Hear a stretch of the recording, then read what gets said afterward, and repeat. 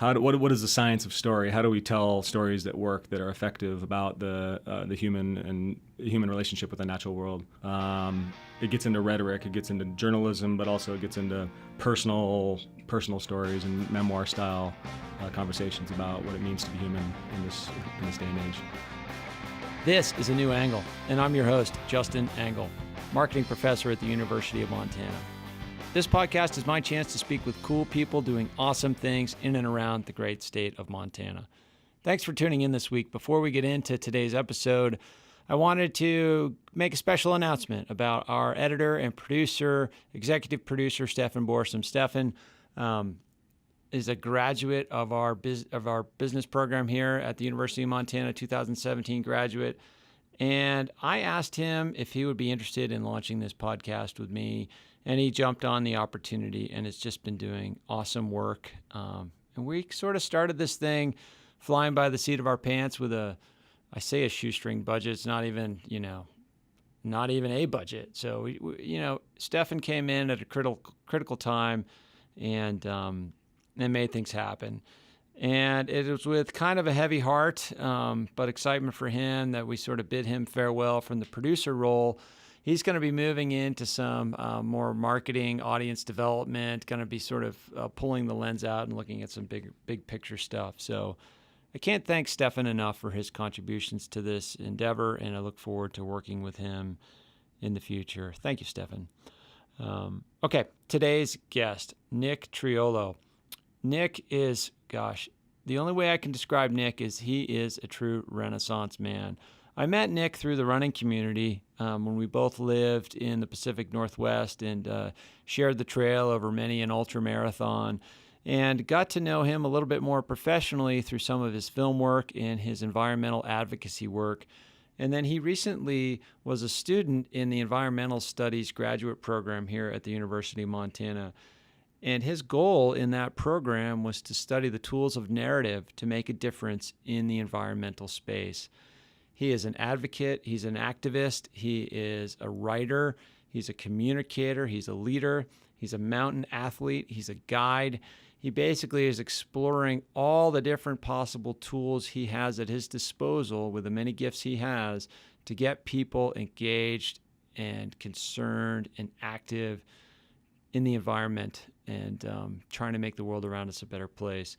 Nick's an inspiring guy. We had the opportunity to sit down. It was one of those rare Montana summer experiences where, I was coming into town and he was leaving town an hour later, and the planets aligned well enough for us to sit down and record the pod. I thank him for his generosity. Super engaging guy, and let's turn it over to Nick Triolo. Okay, so we're here today with Nick Triolo. Nick, thanks for coming on the podcast. Yeah, thanks for inviting me. So this is, I will say, like a strange overlapping of time windows. I'm straight in from Big Sky, and you are about to leave for Portland, and we had about an hour of overlap here in Missoula after 5 sort of failed years of both living here and failing to get together for much. It's true. Yeah, so thanks for making it happen. Yeah, thanks for inviting me. I guess these microphones have a tendency to actually create a good excuse for people to get together. I'm happy that you have them. Thank you. Yeah. So Nick, you are a 2016, I guess, graduate of our Master's in Environmental Studies program. Is that correct? True. Okay. Yep. And I don't even know how to introduce you. I mean, you are a writer, you're a mountain runner, a guide, an activist, a filmmaker, just a guy that kind of exudes creativity and hustle on so many dimensions. What would you be your elevator pitch if somebody said, "Hey, Nick, what do you do?" It's a really good question. I think you hit it on the nose. At this point in my life, I feel like I'm exploring a few different hats at the moment. But I came to Missoula in 2013 with an interest in learning how to tell better stories. So it's a Master's of Science in Environmental Studies here at the U, and there's a wing, like a creative nonfiction focus. Okay. And so what is the science of story? How do we tell stories that work, that are effective about the human relationship with the natural world? Yeah. It gets into rhetoric, it gets into journalism, but also it gets into personal stories and memoir style conversations about what it means to be human in this day and age. I was interested in that. I have been for a long time, and that totally kind of dovetailed with a kind of heightened sense of advocacy work and activist work in the Pacific Northwest. And it also kind of somehow finagled its way into like endurance activities and how I know you through the long distance running community, right? And what those kind of intersecting circles of influence have done to kind of orchestrate this new kind of identity of really interested in being a student of storycraft.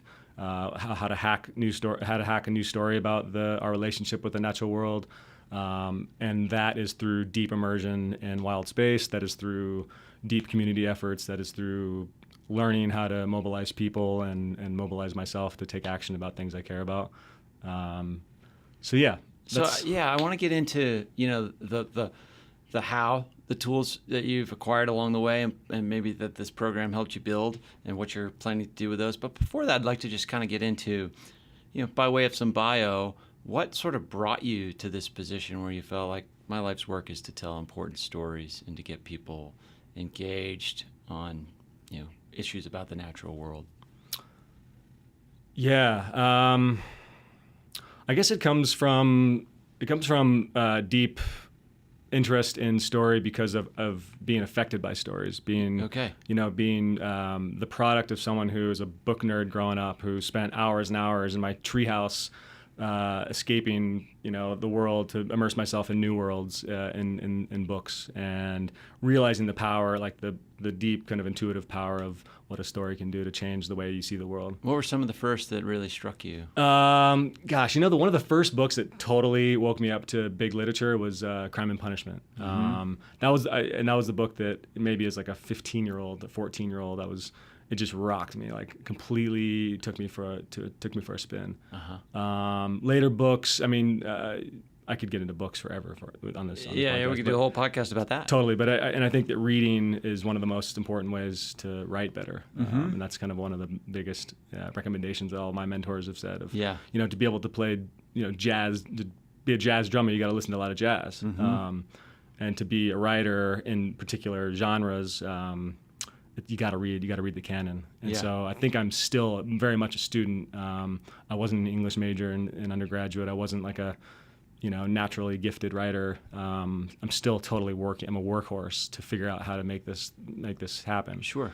And so I'm vehemently, I'm studying voraciously about how to write better, how to communicate better. Gary Snyder, Bill Plotkin, Naomi Klein, Wallace Stegner. The list goes on. Yeah. So you're sort of developing this passion for storytelling, but also, hey, this natural world is under great stress from all these different dimensions. You're trying to marry these two. At what point did you really develop some heightened awareness of the environmental world around you and your role in helping protect it and raise awareness for that importance? Yeah, I think that came from spending a big chunk of time in the Pacific Northwest in Portland in my early 20s. That's also kind of the time that trail running came into my life as a really kind of obsession of mine, and getting into these public lands every single day. Almost like to a fault. It was like a very kind of disproportionate amount of my time was spent in the woods practicing this. Yeah, that's kind of the nature of the long distance running space. Yeah. You just spend absurd amounts of time by yourself on the trails. Yes, absolutely. Yeah. But it does teach you this importance of, one, just the perspective of, wow, how vast these open spaces are. And it does sort of, it kind of creates this, it's like a juxtaposition between our insignificance in the face of all this natural beauty and scale and scope, but also, when you come back out of the woods and you see the impact humans have had on the natural world, or impact, I don't know if that's the right word, but how these two things interface is I think a really powerful experience associated with that trail running. Totally, Justin. And I think I had a conversation recently with somebody about public lands as training ground, which is kind of interesting, and a new way of looking at our public lands, our federally designated wild spaces and national forests, more so, I guess, wilderness areas. But as both a mirror to our own self-willed capacities to grow and reciprocate what we have, the gifts that we have, and to give back to the place, and also training ground to basically train to live as a steward for these places. And again, like, you know, I have to be honest and say that, you know, trail running, long distance running was a conduit to access these places, and which have already kind of been designated, I realize. And a lot of it was, you know, you're in your head about your own life and your own selfish kind of activities. But in the end, you know, you're spending 20 hours a week passing through these places, these training grounds, these mirrors to our own potentials, I think, and it's up to us to be able to figure out the quality of that relationship, that experience. And some days the quality is very harmonious with that place, and some days they're totally in my own head about job and girlfriend and debt and, you know, all these things that we kind of stress about. But they're patiently waiting for us there. And again, I realize that, you know, a lot of work has been put into designating these places and protecting these places. And so I think at some point there was a moment, and maybe like several years ago, living in Portland, where I realized that that's a dynamic narrative. That's a dynamic process. That is not, you know, wild spaces aren't permanently designated. They're subject to change. Sure. And based on everything. As is everything. And something kind of T-boned me in that time. I think Occupy Wall Street was another big kind of stimulator for me. I totally was not an activist in high school, was not, you know, picketing anything, was pretty like middle way approach, politically pretty moderate. Something about Occupy like woke me up, and at a time where long distance running was getting me in these places, and then also there was this kind of banking greed kind of sensibility coming from Wall Street, and I mean, Portland was on fire. Portland was the biggest, a big part of the culture there. Yeah, it was a big part of the culture. I think it was the biggest camp outside of New York, about Manhattan, and so I just kind of got swept up in this whole scene, and I like flung out of there a little bit like traumatized, but also a lot of it inspired. And I didn't know what to do with that, and that's what brought me to. I left Portland, I left my job, and I really started asking myself, what is it that I love doing, and how does that relate to an honest human relationship with the world, and my honest relationship with the world. Yeah, and so fast forward a bit, you know, one of my sort of first, you know, we sort of knew each other from the running scene. We'd meet each other at races, and briefly, just sort of as one passes the other, like, hey, we know it, blah, blah, blah. But, you know, when you sort of really got on my radar screen for the work you do is with this film about the gold mine in Mexico you produced. And at the time, trail running was ascendant as far as the public awareness of these people running these ultra distances, and brands were starting to promote themselves as far as attaching themselves to athletes and telling stories about the various things they were doing. And your film was different in the sense that it, in my view, was kind of the first to really marry, you know, the running activity with some sort of an activism goal, and to have a real genuine sort of symbiosis between the method, you know, the message and the method. So, and I'm not trying to criticize other films, but a lot of films were like, hey, I'm going to run across Wyoming to raise awareness for, you know, some ailment, right? Which is great. I mean, go run, do that thing you want to do, raise awareness, raise some money, whatever. But there's sort of like a thinness to that, if that makes sense. Totally.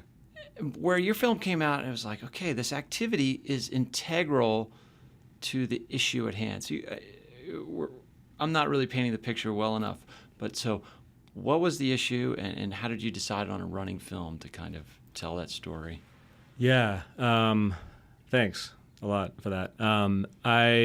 Backing up a few months before, that happened in the spring of 2013 to give some context. But prior to that, I had just run Western States, the 2012, which Western States, for those that don't know, are it's kind of the biggest 100-mile foot race in the world. It's in Premier 100-mile race in California, Lake Tahoe to Auburn, California. Exactly. Somehow finagled my way, got a golden ticket, had a really good race, but kind of felt like something had ended in some ways. Not that running had ended for me, but some shift. When I hit that finish line, 18 hours in, I was kind of spent, physically for sure, but also kind of psycho-spiritually in some ways, that something had shifted in my gravitational center after that race. And I had to really ask myself, I think it was probably overtraining, all these things kind of wrapped up in it. But something was ending, and with endings come beginnings. And I think that something's shifted where I had to ask myself what this practice was leading me towards.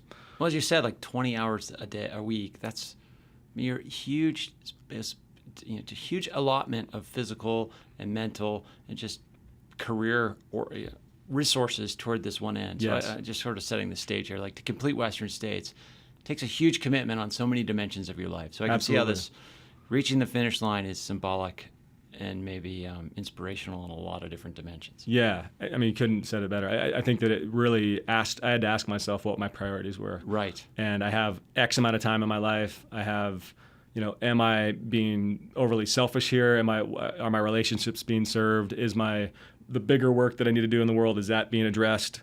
A lot of the answers for me at that point were no. They were kind of being set aside. Something's out of whack. Yeah, spend 3 hours a day doing this thing, and at the expense of a lot of other more professional goals and kind of ambitions.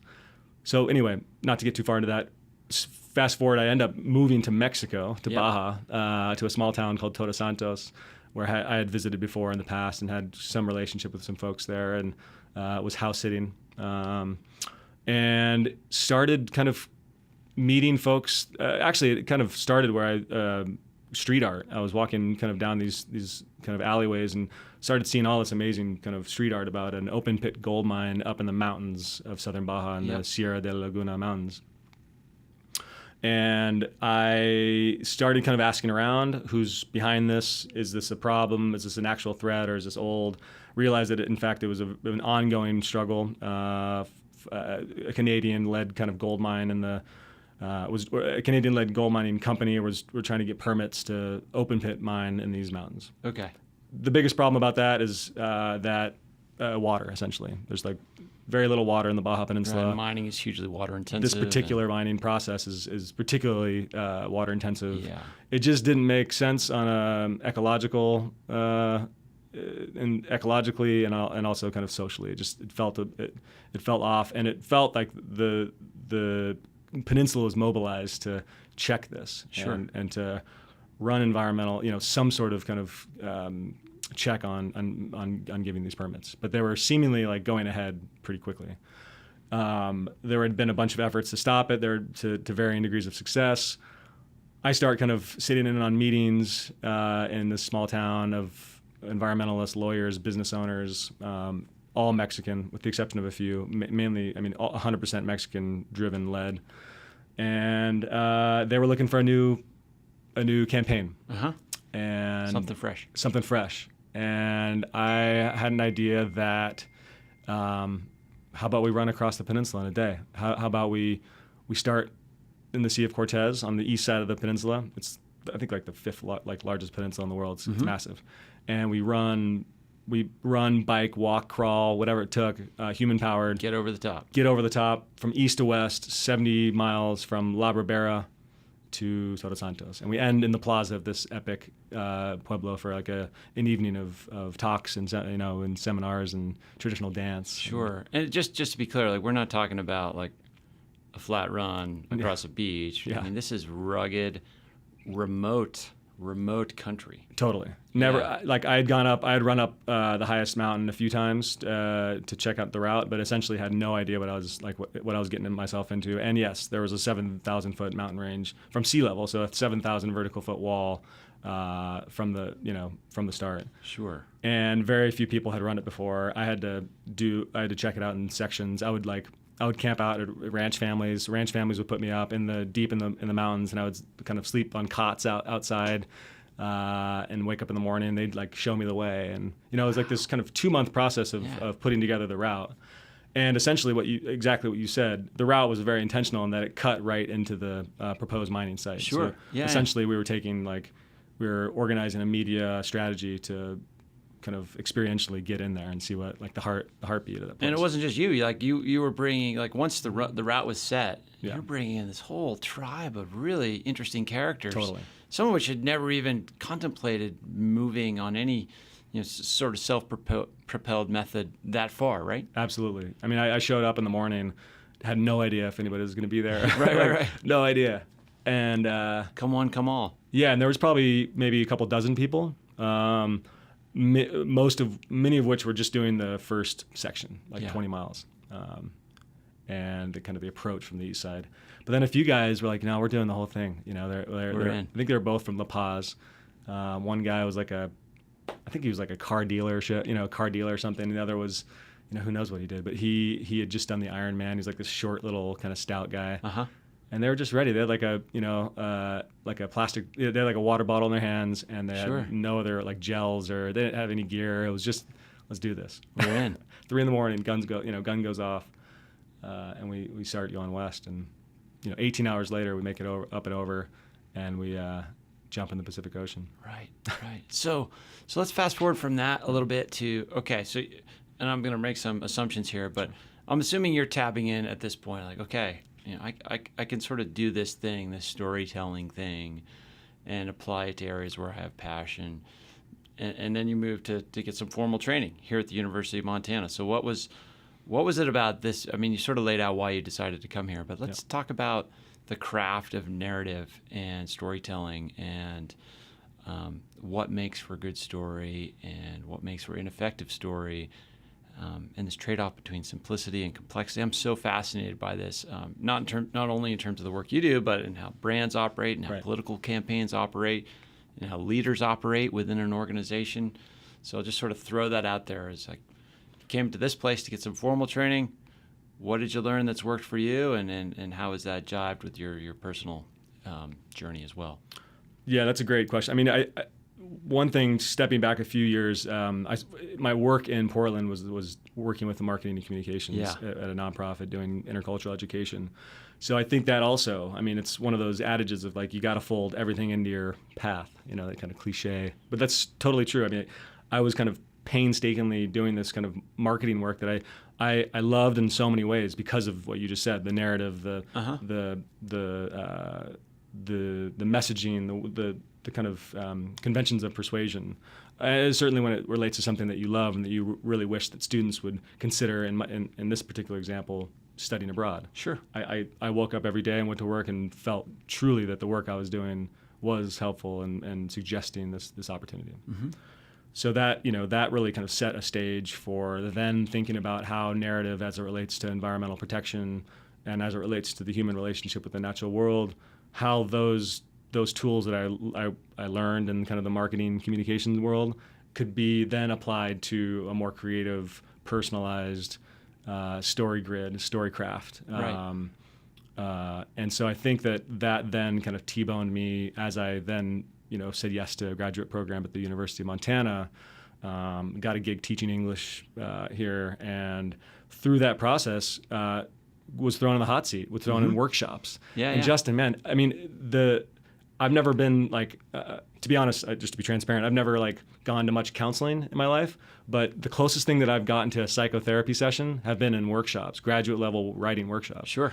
Because you bring in, you say you write a 5,000 word essay about something, say about this crossing, and you bring it, you print it 15 copies, everyone gets copies, they read it ahead of time, you come in and you just get reamed. Get. And I did, and I'll look back at stuff that I wrote in 2013. It's just cringeworthy, but that's where the growth happened. That's where the growth happened. You sit there and you take not only the line by line edits on kind of just faults of syntax, but also the unconscious, the subconscious, the undercurrent of the story. What is it that like you're telling up here on the top, and then what is it that you're really communicating down under? And those levels of play on story just like woke me up, and it was fascinating to me. And I also realized how much work I had left to do, and still to this day, like complete student. Right, but then as a reader yourself, or as a viewer of content or whatever, you're not only applying these new tools to your own creative narrative, but you're also sort of able to critique and see those layers in other outlets as well. Yeah, for sure. Yeah. Yeah, I mean, one thing, this is probably fairly obvious, but maybe not. A lot of the work on ecology and environmental humanities has traditionally kind of omitted the human. Mm-hmm. And so like nature writing has been this kind of like meditation on things out there and kind of absent human experience. And yet, I mean, some of my biggest mentors, William Du Bois, who I just spent a week with on the Salmon River with this amazing outfitter called the Free Flow Institute, of which I'm on the board and a co-facilitator. He keeps saying, I mean, he's a Pulitzer Prize finalist writer. He's like, humans are so integral in the conversation about the natural world and how we experience it. And we need, for writing, for the best kind of masterpieces of craft are like, the character's essential. A good character or a good, the tension that we carry with us, the tension that we, Crime and Punishment. There would be no novel without like the characters in that book. Right. You have to have compelling characters that really convey the tension of how we as humans relate to our niche in the world. And so when I approach this graduate degree, environmental humanities, nature writing, you so often think of this just kind of essays on the wild forests, and really, I mean, what I've taken away is that is so important. That observation, that attunement, that attention is central. But also, we can't forget that humans are part of that conversation. We are central. We're not central to that conversation, but we are an integral part, and to include the human kind of eyeballs in our stories are important, right, too. I think that rhetorically, and as someone who likes to read stories, I also like the personal dimension's really important to me. And so in my work, I've kept myself in a lot of the essays, not for selfish ends, but thinking that that's a rhetorical move. That is being honest with my readers and myself. That I'm here. I don't have the answers. I'm totally like going through this experience with you. I think that aligns a little bit with kind of some debate in journalism about is it possible to have objectivity, right, or is objectivity even a goal to which one should aspire? Mm-hmm. This notion of the view from nowhere. Whereas others would say, no, you have to put yourself in the story, be transparent with your perspectives, biases, whatever you want to call them, and your background and how that relates. I mean, I think that there's a truth to that way of storytelling that it just seems more genuine. Yeah, and I think you're totally right. And there's effective ways of doing that, and there's heavy-handed ways of doing that. Yeah, and that's absolutely. Totally the art and science of what I'm so compelled and interested to do. I mean, for example, I was in Butte yesterday, and a couple years ago, I wrote a story. I walked around the whole perimeter of the Berkeley Pit, and as a kind of a.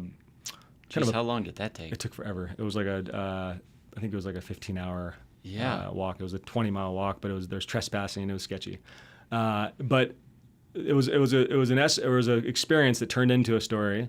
That is part of the manuscript that I'm working on, a bigger book manuscript.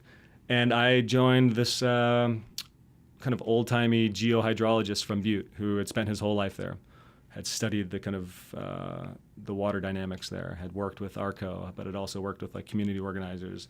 He had this incredible kind of sacred balance of understanding place. And he was right in the kind of crosshairs of industry meets conservation meets all these things. And he was kind of seemingly respected by all kind of fronts. And it's a long story, but we became friends through, I was working at the University of Montana and met him through a kind of a field trip that I was organizing. And he mentioned wanting to walk around the perimeter of the Berkeley Pit. Mm-hmm. He's like, I've been living here forever. I want to someday, no one's ever done it. I'm getting pretty old. I'm considering doing this. And at the time I was working on a manuscript that involves, a really clunky word, circumambulation, so circuitous walking around sacred sites. Oh, interesting. Okay. So a lot of my research. This is right in your wheelhouse. Totally, but totally like not too, in that all all the examples up until that moment were, these very kind of low-hanging fruit, locations like Mount Kailash in Tibet, where people walk a 50K around this beautiful mountain. Maybe the opposite of a sacred site. Yeah, but no less important. Totally, it's an inverted hole in the earth, kind of a mountain inverted. Sacred maybe to some, sacred to the copper barons, or sacred to the folks that live there and fed their families every day. Sure. Yeah. So the whole piece. So I joined him. So I said, "Hey, Joe, I'm coming. I'm going to meet you, and we're going to do this." And I met him at 4 a.m, and we drank some coffee together, and we walked for the next 15 hours around this thing. And we crawled, jumped fences, and hid behind trees to evade, security guards, and made it around the tailing ponds and everything, and up and over the Continental Divide, and had to walk some freeway miles. And we got to the end, and one thing, the story of talking about the Berkeley Pit and that kind of that gash in the earth that will be here in perpetuity for us, was best told through the eyes of this man, of Joe. But I wanted to be there with him. It wasn't my story to tell of his. I mean, I told it, but I was also I wanted to respect his story enough to join him. Yeah, and to participate. Right. And so it's my take that stories are impactful when they are shared and when they're kind of experienced. That kind of gonzo journalism, but maybe kind of transposed upon a more environmental lens. And that was, I was teared up after that. I mean, it was an incredible experience. Sure. And I mean, even more incredible was that he brought a couple jars with him, and one of his life tasks was to go up to the north end of the pit where water was kind of shedding off the divide, and capture native water, like water that had been pure before it hit the pit. The pit. Yeah.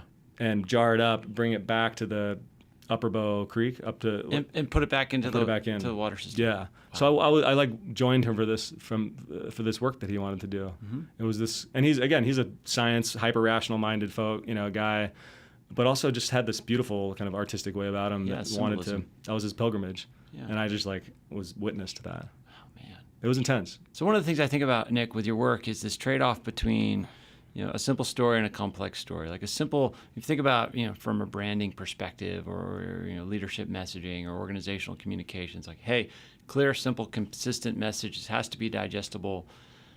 Yet with something like, environmental advocacy, climate change, public lands, etc., there's so much richness and complexity to it. How do you view that trade-off? And then two, your stories by nature, at least the stories of yours that I've consumed, are complex, and that's a beauty to them. But how do you get people in the door to kind of give you enough of their own bandwidth to pay attention? I think that's a big question. That's $1 million question. Yeah, that's $1 million question. And I think what I've come to the conclusion of is that I think that there's a tendency to either or kind of that answer. Okay. Either to really fully address climate change and look it in the eyes, you go to personal stories. That's like a lot of surveys say the best way to change behavior or conceptions about climate change is to make it personal, to make it local, to localize the people living on the train lines. Yep. There's kind of adverse health effects to coal dust, for example, here in Missoula, for example. Or then there's the big science of those stories don't mean anything. That's too small. We need to go big picture. But as we were speaking earlier, evolutionarily, our kind of monkey minds have a really hard time being able to digest the scale of what's upon us right now, and then to be able to catalyze that or alchemize that into action. Right. So often we take that in through our esophagus and we spit it out in despair, and we spit it out into it's too big. I can't do it. Why bother? Why bother? And I think that that's fair, and that's actually probably maybe true. And I don't want to be hopeless, but maybe it is too big. But that's not to say that it's not worth showing up every day to talk about kind of solutions. Sure. And to talk about how in this moment of runaway climate catastrophe, can we still maintain a how we can still elevate and level up to being fully human. What is maybe I'll ask this question, and maybe I'm not answering this totally straight on, but what is it that our particular climate moment right now is inviting us into? That's what I ask myself a lot. And I asked when I was thinking about our conversation this morning. I was thinking about what is the climate? How is that galvanizing us to take action in some way? What is it asking of us? What is the 400 parts per million CO2 in the atmosphere suggesting we respond with? And I think it's almost one of the best opportunities we have ever yet to put together some semblance of a unified planetary response that to something that is a challenge to us, and to elevate as a community, both as a planetary community and very much kind of localized and in place. Yeah, it would seem like at all levels of human existence, the individual, the community, collective, all the way up to sort of, the way governments organize on a global perspective or don't organize, whatever the case may be. Like, climate change is an issue that challenges us in a way to come up with solutions that are going to take the best that humans can come up with. Sure. At least I think so. Sure. And I mean, as we were saying earlier, it's almost counterintuitive to think that solution might just be right here in Missoula, right, or right here in my kitchen, or right here in my dietary choices, or right here in my bicycle over my car, or right here, and it's so easy to wash those away as being not big enough because the problem is planetary. So how can the solution be local? Yeah. And that's the work that we're in. I mean, Wes Jackson,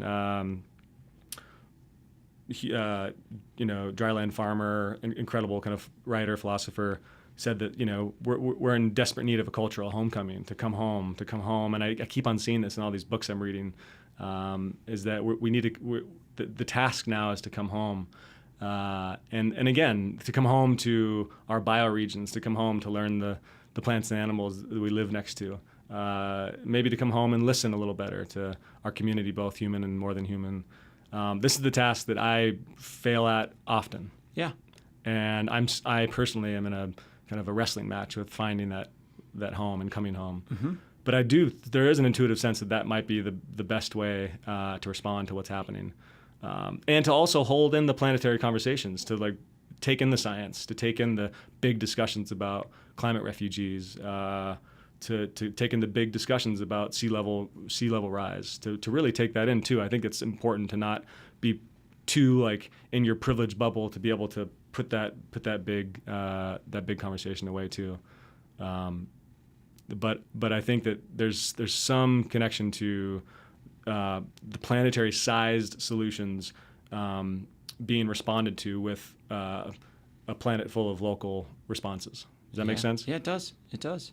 And it makes me think about the cultural homecoming you mentioned there. That's just such a powerful idea. And is that an idea that I want to turn in the last few minutes we have together to be able to talk about this manuscript you're working on, and some of the, I don't want to reveal, you probably don't want to reveal too much. It's all good. What are some of the broad themes, and is this cultural homecoming, is that part of this work?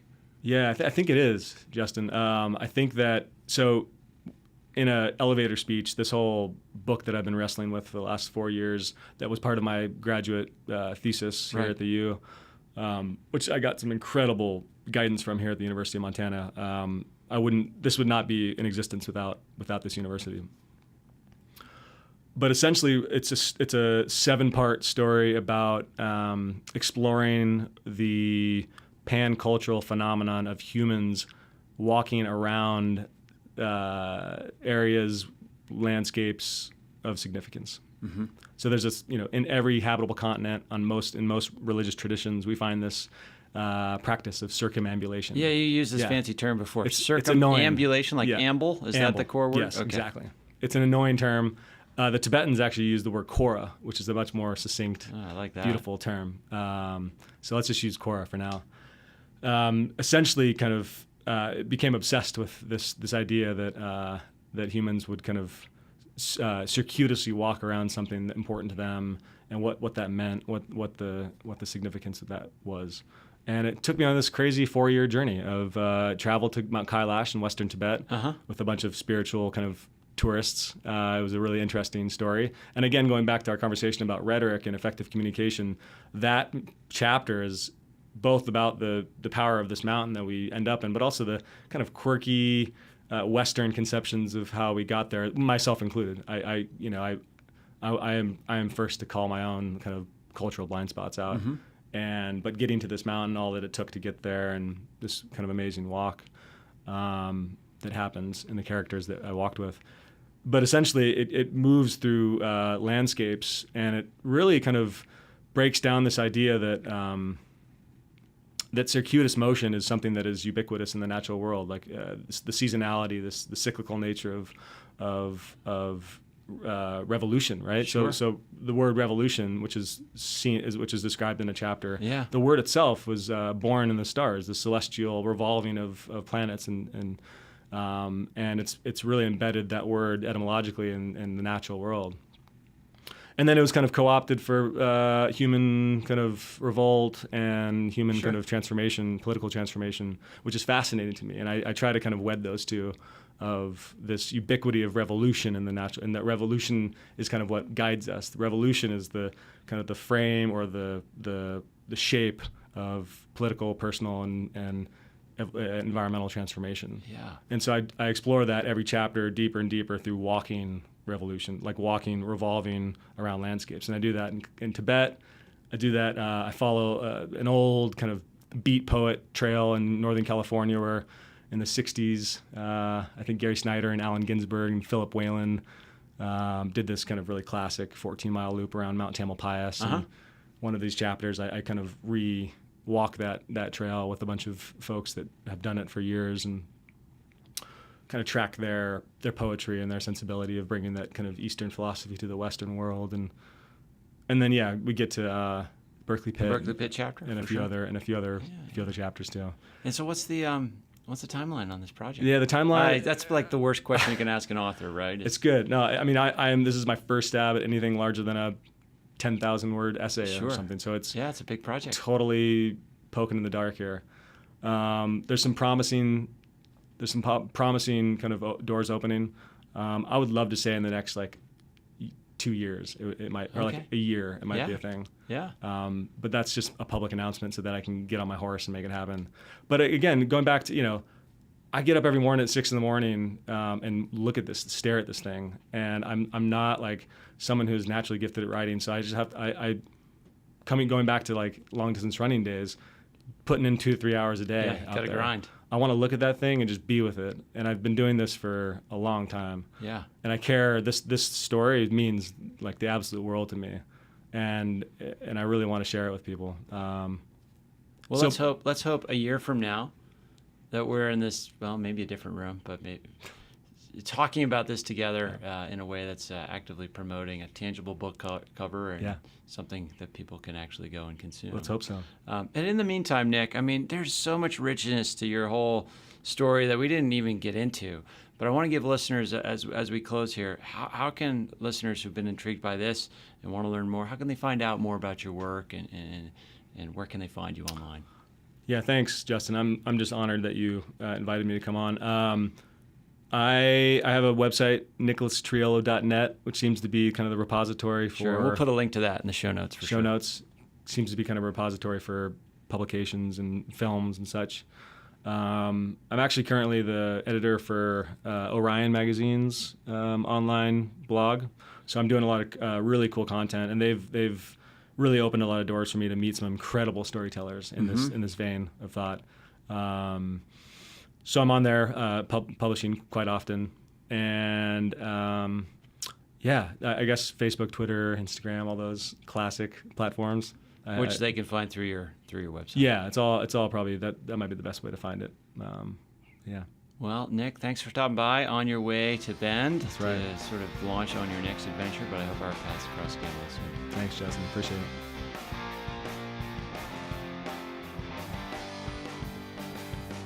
All right, fun conversation with Nick. I encourage you to check out his work. That guy is changing the world and using narrative and storytelling to do it. So check out his work. Okay, coming up next week, we got local rock star John Wicks drummer for Fitz and the Tantrums, and just all around awesome guy, mountain athlete, the owner and founder, co-founder with his wife Jenna of Drum Coffee, with 2 locations and now a roastery here in Montana or in Missoula. So awesome to sit down with John, and a connoisseur of used Eurovans as well. We talk about that in the beginning of the pod. So anyway, we'll see you next week. Remember that A New Angle was brought to you by CED, Consolidated Electrical Distributors. They're one of the largest electrical wholesale suppliers in the country with nearly 600 locations. CED is a privately owned business-to-business company that distributes just about every piece of equipment you need to keep your lights on, your energy flowing, and your lifestyle comfortable. CED is also an important employer in our community, and they have a keen interest in University of Montana graduates. To explore career opportunities, check out www.cedcareers.com. And if you enjoy this podcast, there are several ways you can support it. First, please rate us on iTunes. Ratings help others find the podcast. Second, write a review. The more reviews we get, and hopefully positive ones, the more we can grow. And third, please just tell your friends about it. As we wrap, I'd like to thank a few folks for making this podcast happen. First off, thanks to Elizabeth Willey, Communications Director at the University of Montana College of Business.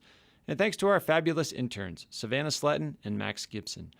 And I'd also like to give a special shout out to VTO for providing us with music. And finally, thanks to my producer, Jeff Meese. As we go, if you have any questions, suggestions, comments, insults, whatever, please email me at anewangle@umontana.edu. Help us spread the word, and be sure to use the hashtag #anewangle when you do. Thanks a lot, and see you next time.